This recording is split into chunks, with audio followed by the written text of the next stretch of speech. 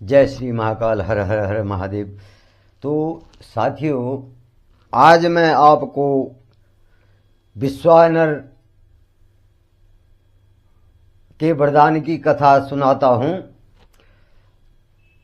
भगवान शिव द्वारा विश्वानर को जो है वरदान दिया जाता है, तो उसकी कथा आपको सुनाता हूं।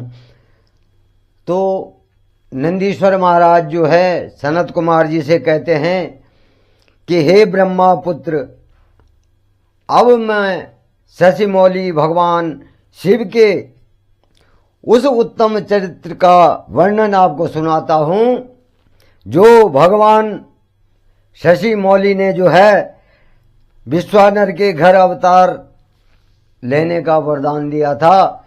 भगवान शिव जो है स्वयं बालक रूप में विश्वानर को वरदान देते हैं। बहुत समय पहले की बात है कि नर्मदा नदी के किनारे, नर्मदा नदी के तट पर जो है, नर्मदा नदी के किनारे जो है नर्मपुर नामक नगर था। और वहां पर जो है विश्वानर नाम के जो है एक महामुनि रहते थे। वे क्या थे? भगवान महाकाल के परम भक्त थे और संपूर्ण शास्त्रों के ज्ञाता थे।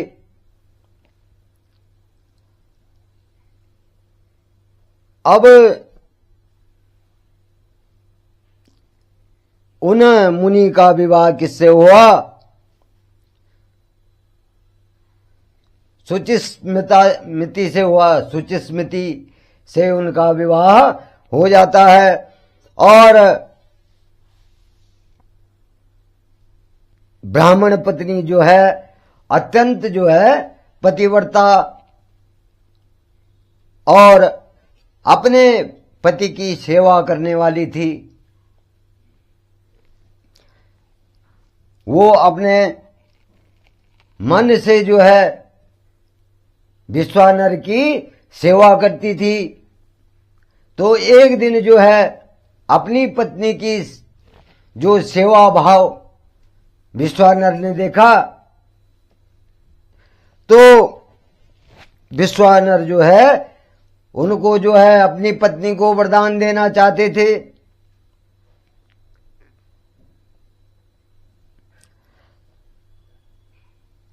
अब सुचिस्मिति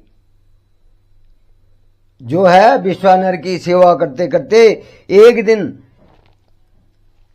विश्वानर ने अपनी पत्नी से कहा कि हे सुचिस्मिति, मैं तुम्हारी सेवा से बहुत प्रसन्न हूं। तुमने मेरी बहुत सेवा की है और मैं तुम्हें वरदान देना चाहता हूं। कहो तुम क्या वरदान मांगना चाहती हो? तो जो ऋषि पत्नी थी उन्होंने अपने पति से कहा कि आप अगर जो है मुझसे प्रसन्न हैं, मेरी सेवा से प्रसन्न हैं, तो मेरे को जो है शिव के समान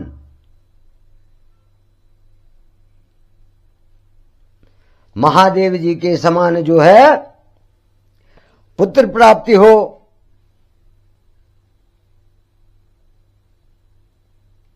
और मुझे यह वरदान दें।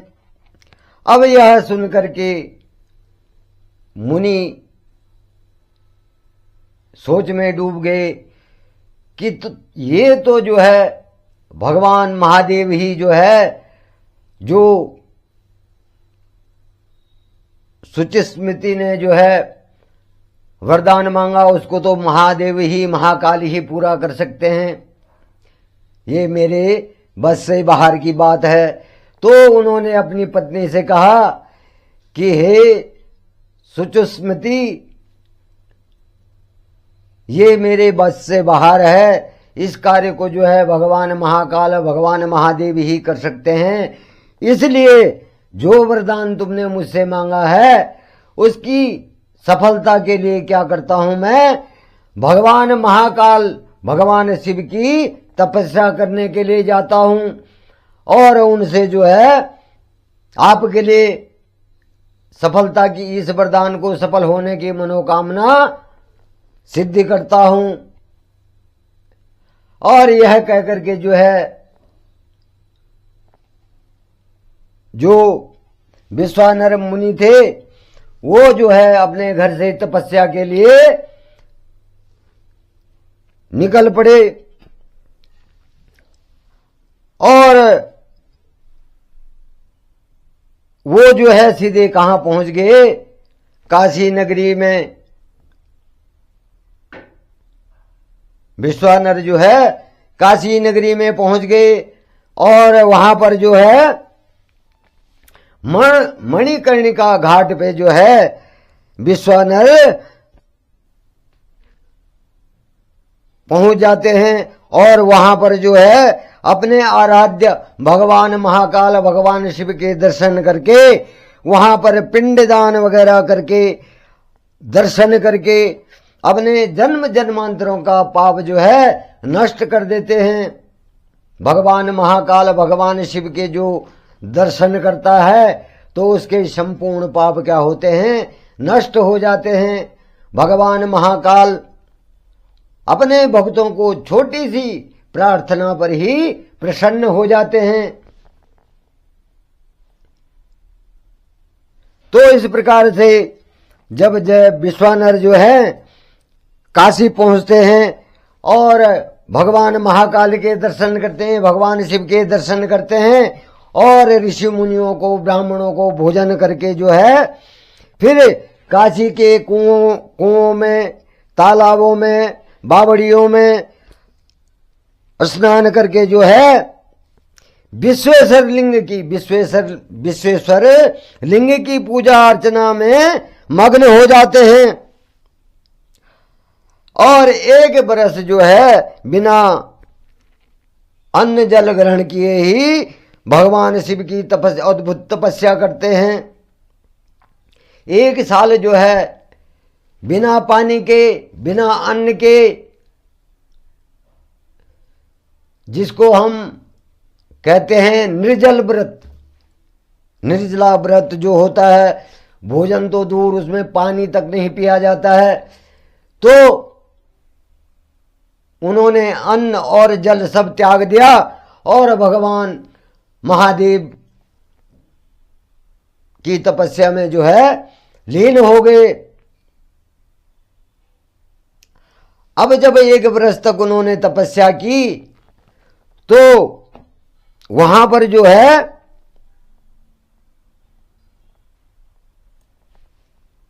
भगवान महाकाल का लिंग,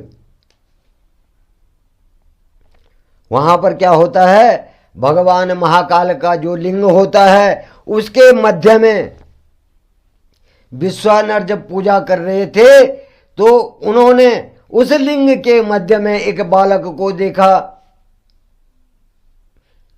जिस बालक की जो है लंबी लंबी जटाएं थी और वो बालक क्या कर रहा था, हंस रहा था और विश्वानर वहां पर उस लिंग की पूजा कर रहे थे। अब जब इस प्रकार से विश्वानर ने उस लिंग के मध्य में जो है उस बालक को देखा, उस बालक ने जो है, उस बालक की क्या थी, पीली जटाएं थी और सिर पर जो था मुकुट था और वो हंस रहा था। और इस अद्भुत बालक को जब भगवान, वो किसका रूप था, भगवान महाकाल का ही रूप था, और उस बालक को देख करके जो मुनि थे वो बहुत प्रसन्न हुए और वह बालक प्रसन्नता पूर्वक उन मुनि से बोला कि हे ब्राह्मण, मैं तुमसे प्रसन्न हूं, तुम्हारी तपस्या से प्रसन्न हूं, कहो मुझसे क्या मांगना चाहते हो, मुझसे क्या वर मांगना चाहते हो। तो इस पर जो है जो विश्वानर मुनि थे वो कहने लगे, हे भगवान,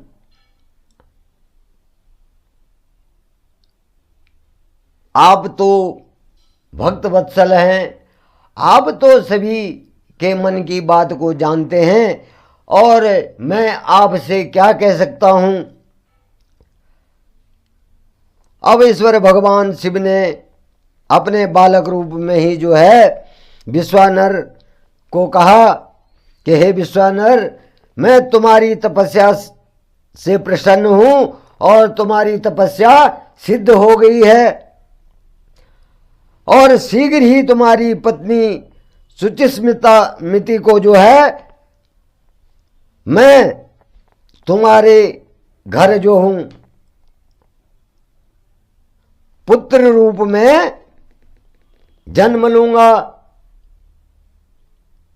तुम्हारी पत्नी जो सुचिस्मिता है, मति है, तो उसके गर्भ से मैं तुम्हारे घर में क्या करूंगा, जन्म लूंगा और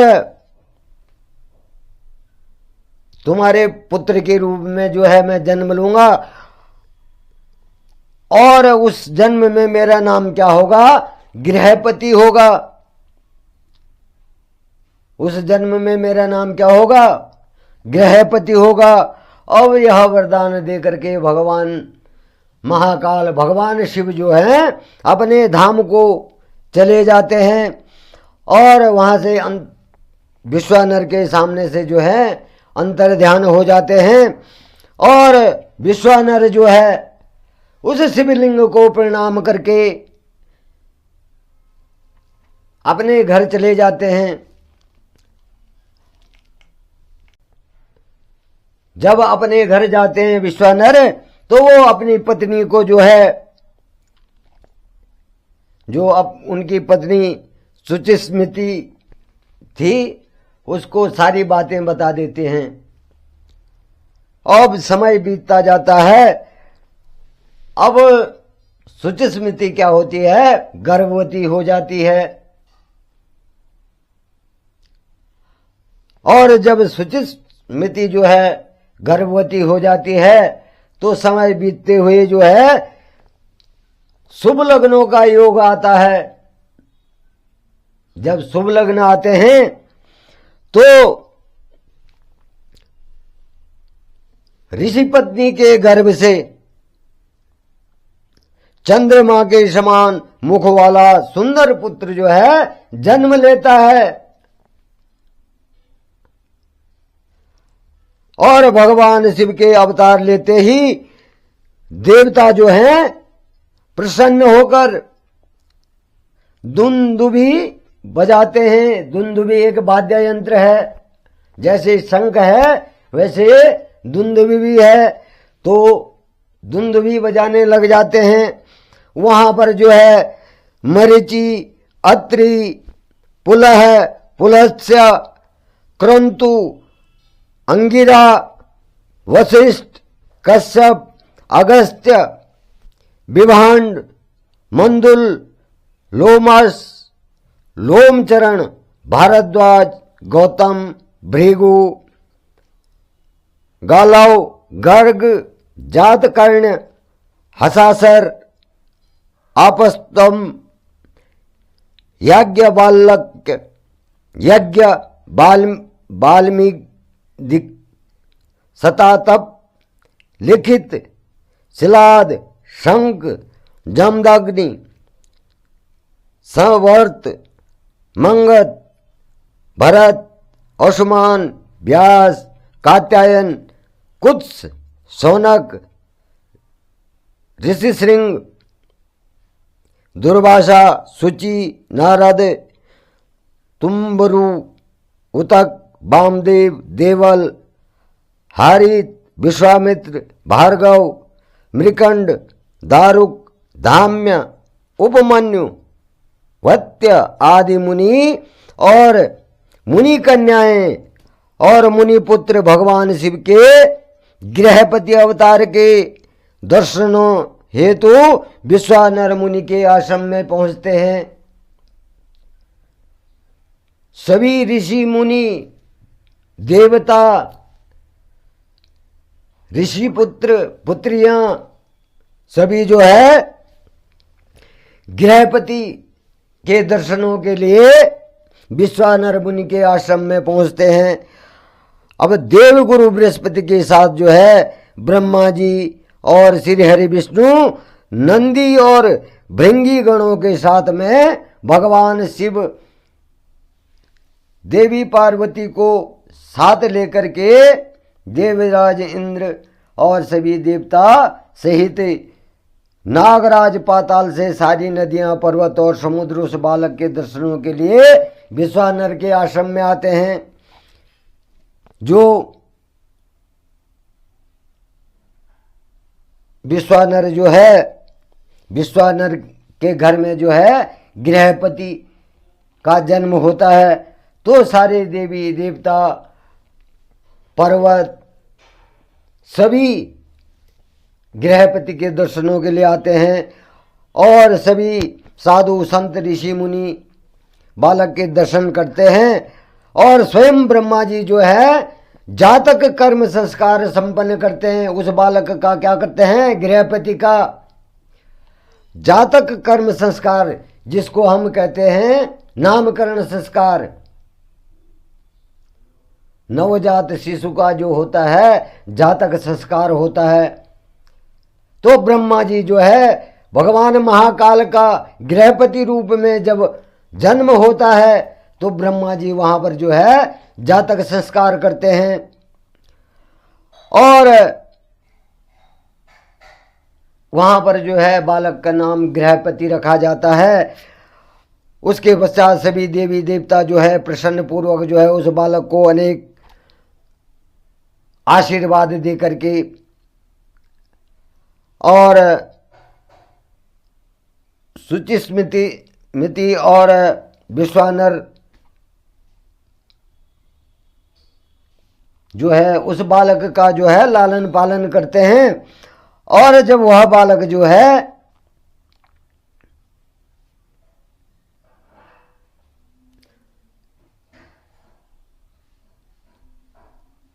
वो बालक जब 5 साल का हो जाता है, 5 वर्ष का हो जाता है, तब उसका यज्ञोपवीत कर देते हैं। यज्ञोपवीत माने जनेऊ व्रत, जो जनेऊ हम धारण करते हैं। तो ब्राह्मणों का जो है साथियों, जो ब्राह्मण हैं और ऋषि मुनि हैं उनके जातकों का जो है जनेऊ व्रत जो है यज्ञोपवीत किया जाता है 5 साल में। 5 साल में उनका क्या हो जाता है? यज्ञोपवीत हो जाता है। और गृहपति जो है जिज्ञासु प्रवृत्ति के थे, उन्होंने जो है अति शीघ्र ही